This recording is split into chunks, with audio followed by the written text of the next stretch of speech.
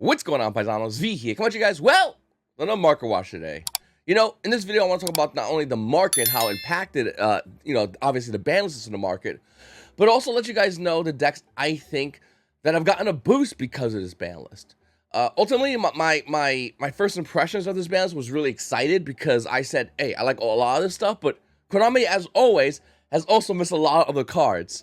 And I feel like everyone's just so excited, they forget the fact that some of these cards that Konami missed is the reason why they're going to be losing the next couple of months. But with that said, I did like this ban. I think it's a pretty good ban overall. I wish there were some more cards added on, some more cards taken off, but it's a decent start of a ban for a new year. Comment down below, let me know what deck you're going to be playing moving forward past January 1st. Now, I'll be honest with you, I think that there was a movie, and comment down below if you know this movie.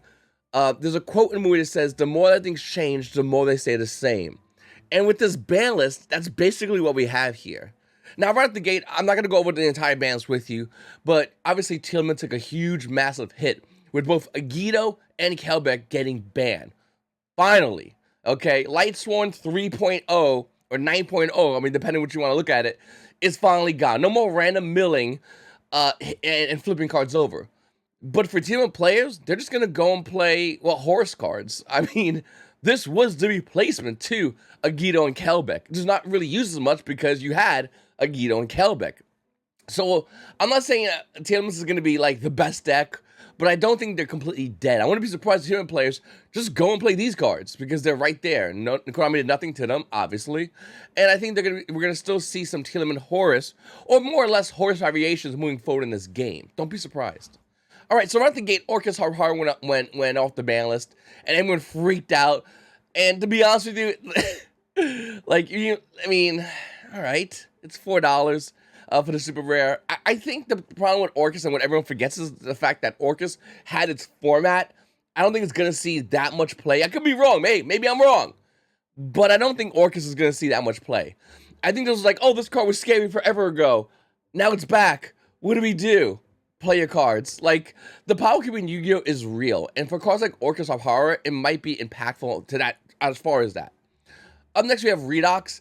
Redox, Secret is probably the highest rarity version, even though I personally like this, the first edition rare. It didn't get much of a boost. It's $3. $3. That's it right there. So, also, I think Redox is a great card. It's technically Monster Reborn if you pitch another Earth monster. I mean, once again, it's cool, but we have Monster Reborn legal to format. Barely people use that card. So, I don't know. I think this is a cool card. I think it's a cool tech card, but not many players are going to be utilizing this tech card, just like not many players are utilizing the other Dragon Ruler cards, which Konami has slowly been drop feeding us. If the World Challengers card actually might see some play. Now, once again, I don't think it's going to be as impactful, but it only has one printing Dark Neostorm as a secret rare, and the card price is roughly around $13. So, this makes sense. This was a combo-based card, and Yu-Gi-Oh! Players right now, or just don't, a lot of players that want to go back to combo, I saw this and said, hey, listen, there's a chance we could go back to playing combo decks, because ideally, mid-range decks, for the most part, dominate the game right now. And a lot of players want things to go back to, like, my turn, all right, 20 minutes later, your turn. That's basically what players want to do. It's kind of like that, but not really. I understand the argument from both sides, but I'll do a meta-analysis on maybe another video talking about mid-range and combo and how they're slowly merging, but we're pretending like it's not. It's kind of weird. Anyway, I do think Ib's a great card. And yeah, I definitely think this card can potentially see some play, but I'm not sure it's going to see as much play as a lot of people give it credit for. All right, Snatch Duel is massive if Triple Tactics Talents didn't exist. Like, what a great card. Takes your own monster attack with it? Man, I wish we had that card. We do. We have Talents. We have Talents at fucking 3. This card's adorable, but if you're playing this card not Talents, I don't know what to tell you, bro. Like, don't get me wrong, I like this card a lot. Forever ago, I think Konami brought this card back. I believe around the Shadow format, they brought this card back, and the card was insane. People would top deck this and win games. No, I did. So it is a really good card, but it's past its prime. It's a card that a lot of people are like, wow, it's insane, and then it does nothing. But looking at the card, I think Magic Ruler is the highest rarity version. I would argue, and obviously the price took a fat pump yesterday. If you go by Light Play near mint, Unlimiteds are roughly around 23. First edition is roughly around 52. Once again, it's still a great card. I'm not saying this card's terrible or whatever, but this card basically says talents. Oh, and by the way, if you're in time and that monster opponent took and attacked which didn't get attacked through, I win because this card gives me 1,000 life points. Pretty fun. Pretty cool. So yeah, I don't understand why people are excited about this. I mean, once again, it's cool. Just read talents. The card's like insane. It's infinitely better. All right. Mind Control is another card, and I like talents. Mind Control is probably going to be a card that might see a lot more play because people can link with it. There's no bad repercussions. I think a lot of players are going to be utilizing Mind Control over cards like Snatch Steal. And once again, maybe I'm wrong, but I think this card is insanely good for players that can take your opponent's monster and immediately just link it away. We have SP and Mind Control in the meta. That is massive. That alone is crazy. And don't get me wrong, I like Snatch Steal, which is a great card still. Mind Control basically says, yeah, you can't attack with the monster, but I'm not giving you 1,000 life points. So don't worry about that time bullshit. Mind Control is probably gonna see a lot more play in the side deck if I had to guess. And as far as the highest revenue Mind Control, it's definitely going to be the promo from the 2005 7 Trials to Glory. The card obviously pumped heavily. There's a lot of damage versions because the card's super old, but it's roughly around $17 right now. I don't think this card is going to like go crazy high, but I do think this card might go a little higher. It might hit a little bit above $20. Next up, Desires. Now we can talk about the CR, QCR, Ultra Rare, 50 cents pizza shop rare, PCR. I mean, it's all over the place, but I'm going to go with Ultra Rare because I think that's still the best version. The card's been going on forever. You look over here, do you see the price being 70? Definitely took a drop because of the last ban list. But to be honest with you, it's at 35 right now. Now, this is a card that I think that players will still struggle with to see whether they want to play 2 or 3. This has always been a thing. When Konami semi-limited Desires, you can play so like, yeah, it's fine. I mean, it's whatever, dude. If I use them, I'm going to use 2. Like, if you play 3 Desires, you are just straight up drunk and you're a madman. Like, nobody wants to draw Desires from a Desires at all. So, if this was a C play, it'd be a 2 of still for majority decks in this game. Then we have Upstart Goblin. Once again, this is a great card in Game 1. This card is atrocious in Game 2 and 3. Unless your Game 1 is like a minute, Upstart Goblin is like one of the worst cards you can have. It's like one of the easiest sideable cards in Game 2 and 3, and I think that's what a lot of players are going to be seeing this card as. I do think this card is still really good, but ultimately, is it really worth it? I don't think it is. But looking over at Upstart Goblin, I mean, there's a bunch of other rarities on this card. The super rares as Secret Slaves are like 7s. That's going to calm down. People are going to be dumping that soon into the market. The ultra rares are roughly around 15s. Obviously, this is the front end. But listen, the most important one is a Turtle Pack Boost 8 super rare. Even though it's not a super rare, this is still a higher rarity. This is what it is. And I'll be honest, I might dump I own one of these. I just might dump that one and play the other super rares. Because this card right now is $85. $85 for this super rare. But this super rare over here, well, this one over here, I mean, yeah, don't get me wrong, it's spiked $7. Paisanos, I can't lie to you, they're both super rares. Like, it's that thing where it's like they're both the same picture, but people are like, no, but that one's older. And I get it, it is older and it is hard to find. And by the rules of Yu-Gi-Oh, you're gonna want to grab this one, right? Well, it does have an ultra rare, and the ultra rare is moving up in value in the market. It's $15. First editions are like $22, so sure, but I don't know. I'm not super like going crazy into this. I know a lot of players yesterday and probably today are looking at Upstart and they're like, oh, hurry, grab the Turtle Pack Boost super rare. Like, bro, I mean, you do what you gotta do, but I'm not crazy about this. I think Secret Slaves is more than fine for a lot of players. All right, so let's start talking about decks that basically did not get hit by the ban list. And number 1 is Unchained. Now, Unchained already has a pretty decent Rescue-ACE matchup. I feel like the Rescue-ACE matchup now is a lot better. But ultimately, it does have a decent Rescue-ACE matchup. Unchained does have its own set of problems. And it's always had these problems. And for Unchained players, I got good news for you and I got bad news for you. The good news is, you didn't get hit by the ban list. The bad news is, everyone's looking to whip your ass. Like, everyone now's mindset is, alright, Unchained didn't get hit. Let me go to my side deck real quickly and fix that. So, you're good in one end and you're bad in one end. But listen, you're Unchained. You lose to like Ash Blossom. I'm not trying to like push down Unchained. I love Unchained. But it's the truth. Like, you're going to go Welcome Labyrinth. Your opponent's going to go Shore. And then you go Big Welcome. They're going to go Ash. And you're going to go, yeah, it's fine. That's fine. I mean, it's whatever, And as your opponent's combo go, a tear slowly rolls down your eyes. It's going, gotta play. Like it's just is what it is. I love Unchained. I might even still play Unchained in this new meta, but like that's something you gotta be really aware of. And you still get like crazy floodgates. Like the floodgates got hit. Unchained plays skill drain. Konami's like, you know what? Don't hit that card. That's a good card. Let him play with that card. This card is $24 for the Ultimate Rare. I don't understand why this is so cheap. I know there's a harder to get one that's Ultra Rare. The Ultra Rare 12 Pack Boost to 8 version, but even that's cheap. So I don't understand why this is so dirt. This card is insane. I would expect this card to rise in value once Yu-Gi-Oh! Players realize, wait a minute, Unchained can play skill drain and not care, and do it really well. So I would keep an eye on this card. The next deck that I think got a massive boost in this balance is Branded Fusion. Now, with that said, my fellow Branded players, Ash just hurt us. But unlike Unchained, where they sit there, like, I don't think Unchained does that shit. Branded players are accustomed to getting an Ash boss on their Branded Fusion.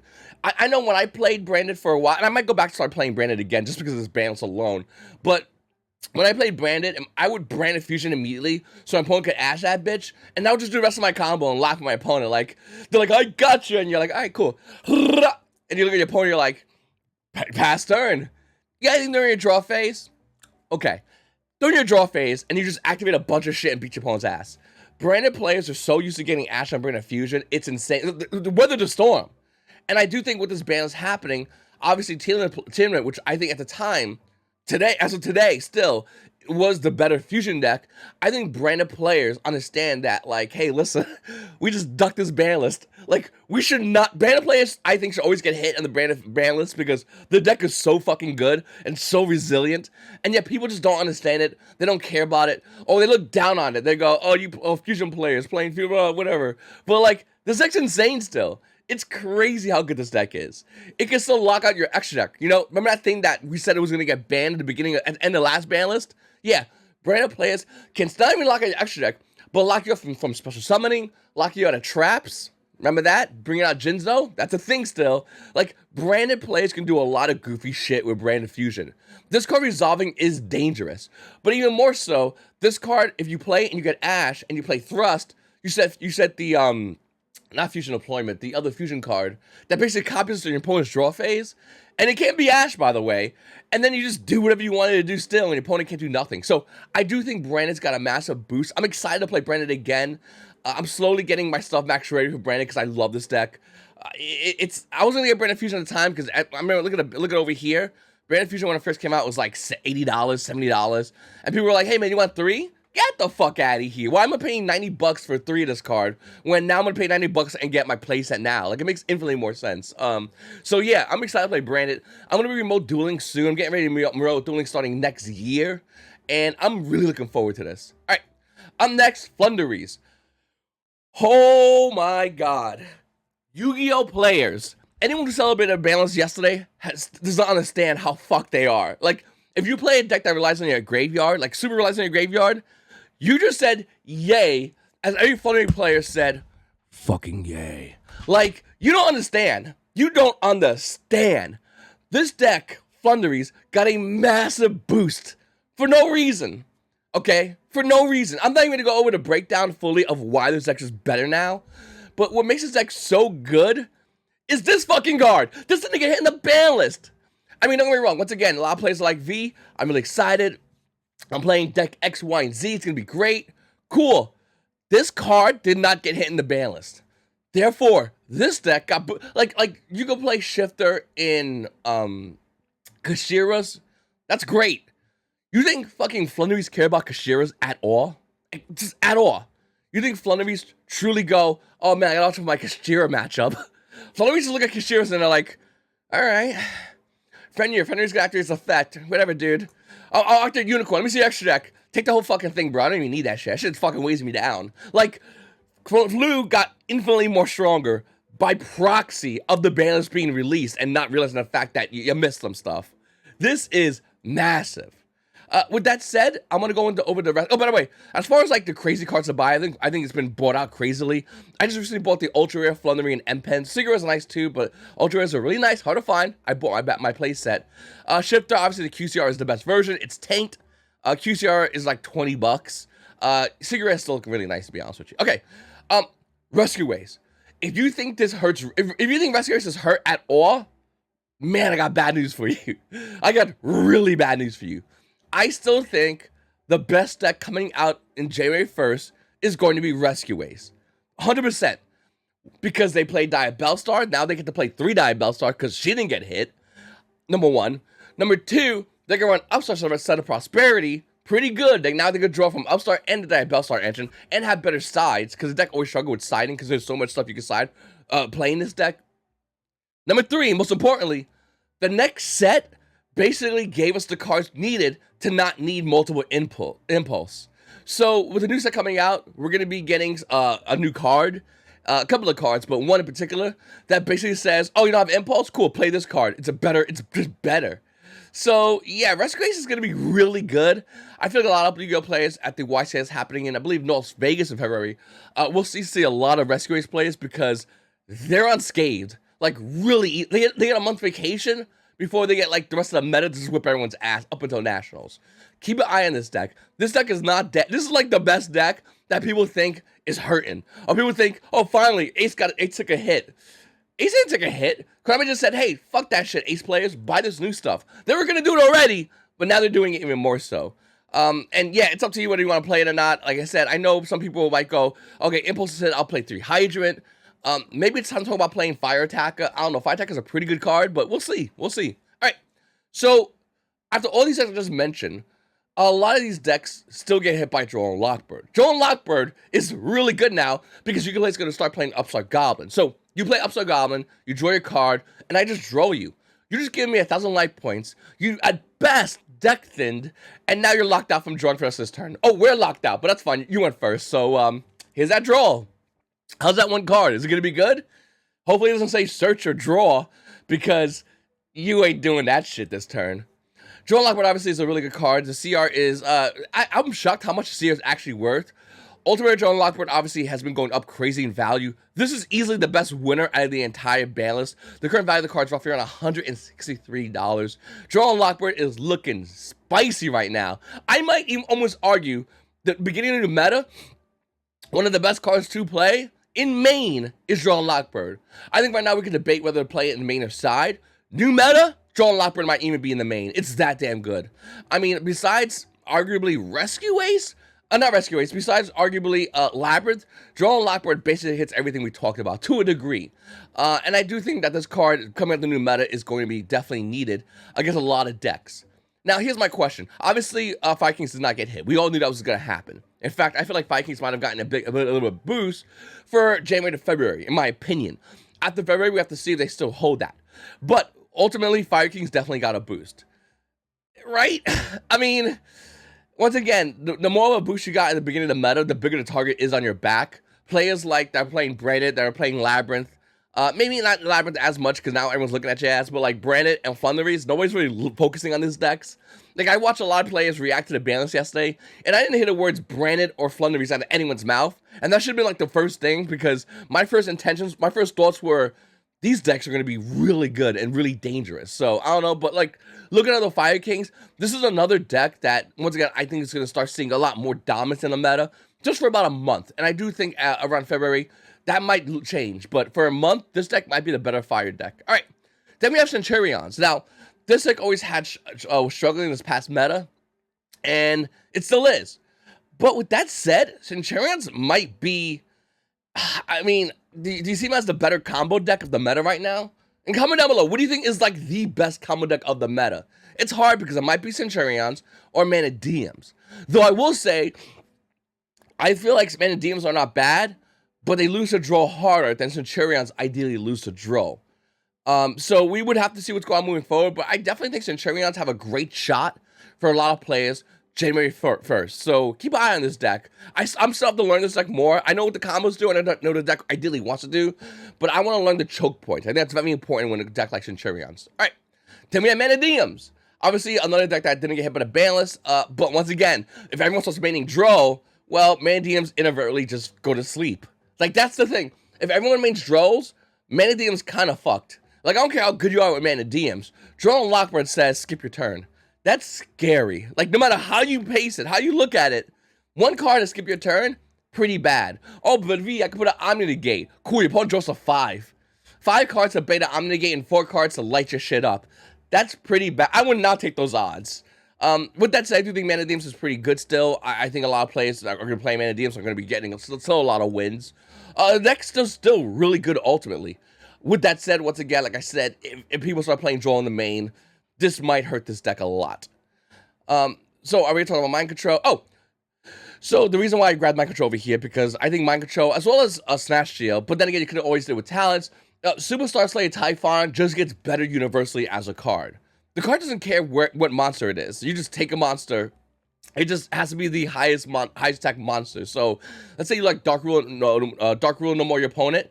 Mind Control, Superstar Slayer Typhon. Like, that's a thing that can happen. And I do think this card's really good. I do think a lot of players are going to be figuring this card even more now because of how much easier Konami made it for you to, like, go into this card.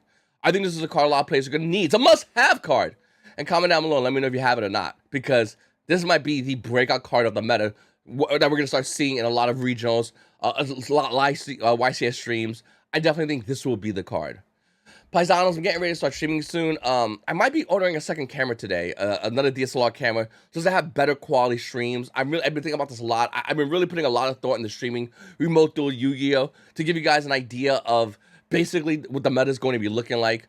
And I might do a post coming up soon on this channel talking about what deck do we play at the start of the new year, so we can start, hit the ground running as far as like testing and figuring out what's the deck to play. I don't own Centurions. I could eventually pick them up. They're not that expensive, but I do own all the staples, the cards. So like picking up an archetype is not hard, and we go together figure out what might be needed.